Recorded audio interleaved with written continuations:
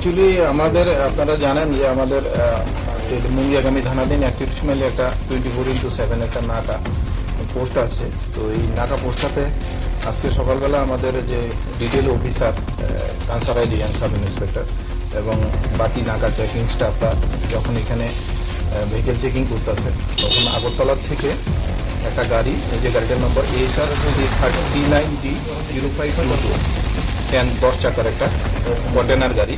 তো এই গাড়িটা আমাদের নাকার সামনে যখন আসে, তখন যে অফিসার কানসার রিয়াং এবং তার সহযোগীরা স্টাফ তারা গাড়িটাকে চেক করার সময় তারা গাড়ির ভেতরে মানে গাঁজার গন্ধ পাচ্ছিল আর কি। তো সাথে সাথেই তারা গাড়িটাকে ডিটেন করার পরে দিয়ে তারা পরেন করে রাখে এবং থানার বড়বাবুকে যে বিষয়টা জানায় যে এখানে সন্দেহ হচ্ছে যে এই গাড়িটার ভেতরে গাঁজা থাকতে পারে।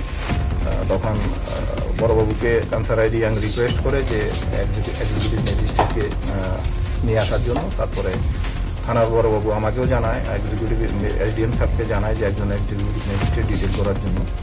তারপর পাশাপাশি দুইজন ইন্ডিপেন্ডেন্ট উইটনেসকেও ডেকে আনা হয়। তারপর এখানে আসার পরে দেখা যায় যে গাড়িটির একটা সিক্রেট চেম্বার, গাড়িটির যে ফ্রন্ট সাইডে যে কেবিনের রুফেরও ভেতরে একটা সিক্রেট চেম্বারের ভেতরে এই আপনারা যে দেখতে পাচ্ছেন এখানে 29 প্যাকেট গাঁজা লুকানো ছিল। তো সেটা এক্সিকিউটিভ ম্যাজিস্ট্রেট ইন্ডিপেন্ডেন্ট বেঞ্চের উপস্থিতিতে এগুলি রিকভারি করা হয়। তারপর রিকভারি করার পরে এগুলি মার্কিং করা হয় এবং ওজন করে দেখা যায় যে 207 কেজির মতো গাঁজা। এই ব্যাপারে আমরা একটা স্পেসিফিক কেস নিব যে গাড়ির ড্রাইভার রাজকুমার রায়, তার বিরুদ্ধে আমরা একটা স্পেসিফিক